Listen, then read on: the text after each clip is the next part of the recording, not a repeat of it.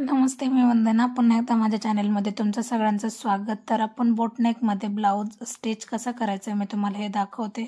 अगदी कमी वेळामध्ये ब्लाऊज स्टिचिंग बघा. तर अशा पद्धतीने आपण समोरचा भाग जोडून घ्यायचा आहे. जसं मी तुम्हाला दाखवते त्यानुसार करा, म्हणजे ब्लाऊज शिवायला एकदम सोपं होऊन जातो आणि अगदी अर्ध्या तासामध्ये आपण अस्तर ब्लाऊज शिवू शकतो.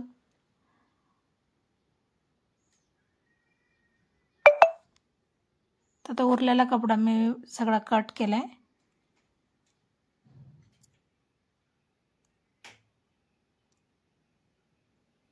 आता आपल्याला फ्रंट भाग जोडताना आपण कुठेही ओढताड करायची नाही. याच्या अगोदर पण मी सविस्तर व्हिडिओ भरपूर टाकलेत का जे काम मी करते ते सगळं मी तुम्हाला दाखवते, कशा पद्धतीने मी स्टिच करते किंवा कटिंग करते. तर आता फ्रंट भाग आपला जोडून झाला. जसं आपण पाठीची पट्टी जोडतो त्यानुसार आपल्याला फ्रंट पट्टी जोडून घ्यायची.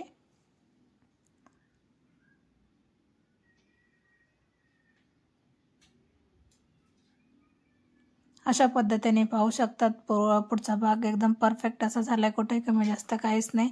आता आपण हुक पट्टी जोडायची आणि हुक पट्टी जोडायच्या अगोदर आपल्याला चेक करावं लागतं काचपट्टी बटकपट्टी बरोबर आहे का नाही. कधी पण आपल्याला ज्यावेळेस आपण ह्या दोन्ही पट्ट्या जोडतो तर अगोदर आपल्याला चेक करायचे, कारण कमी जास्त जर झालं तर मग हुक लावल्याच्या नंतर व्यवस्थित दिसत नाही. मी हर एक व्हिडिओमध्ये सांगते का आपण ब्लाऊज शिवताना चेक करायचे.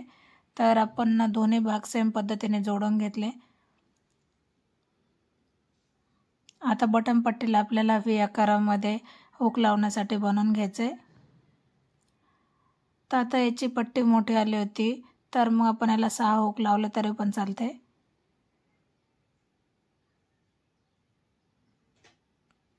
आता आपण पाठीचा भाग लगेच जोडून घेऊ.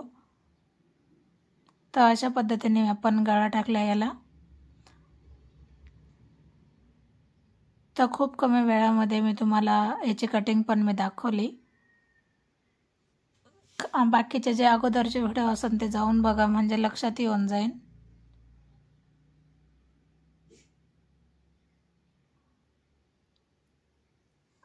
अगदी 5 ते 6 मिनिटांमध्ये हा ब्लाऊज लक्षात येऊन जातोय आपण कशा पद्धतीने स्टिच केलंय.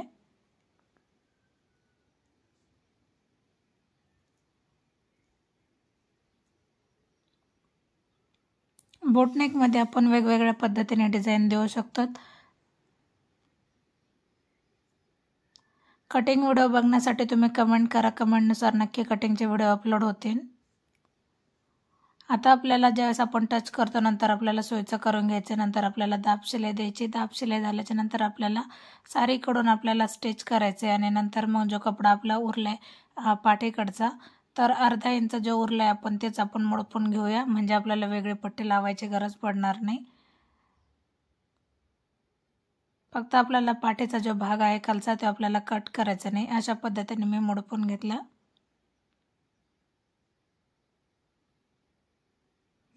तर खूप कमी वेळामध्ये आपण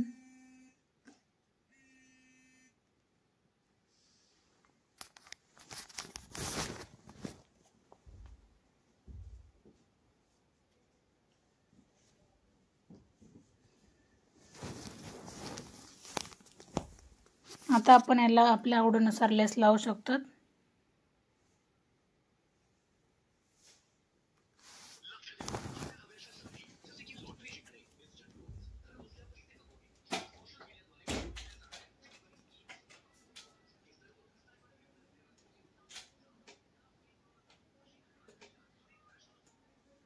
हॅलो, काय रे?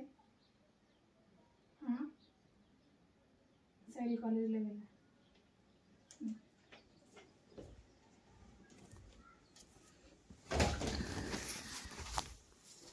आता आपण सेम पद्धतीने दोन्ही बाजूचे शोल्डर जोडून घ्यायचे आणि शोल्डर जोडताना आपल्याला हमेशा डबल शिलाई घ्यायची आणि रफ करायचे. जसं मी याच्या अगोदरच्या पण व्हिडिओमध्ये तुम्हाला सांगितले का आपण बाही जोडताना कधी पण मधून सुरुवात करतो. मधून म्हणजे शोल्डरपासून, म्हणजे बाहीला फिनिशिंग व्यवस्थित येऊन जाते. अशा पद्धतीने आपला ब्लाऊज हा कंप्लीट होत आलाय.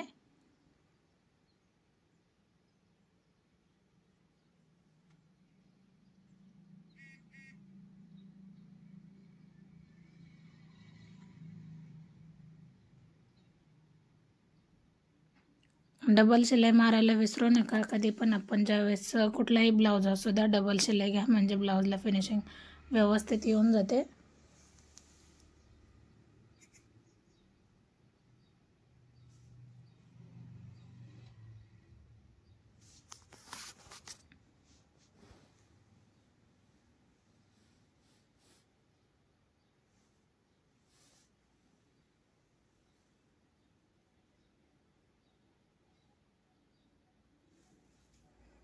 जवळजवळ ब्लाऊज आपला हा पूर्ण कंप्लीट झाला आहे. व्हिडिओ आवडला तर नक्की लाईक करा, शेअर करा, सबस्क्राईब करायला विसरू नका आणि कमेंट करायला विसरू नका. कमेंटनुसार आपण नक्कीच व्हिडिओ बनवू, कारण तुम्ही जर कमेंट नाही केलं तर मला काहीच लक्षात येणार नाही.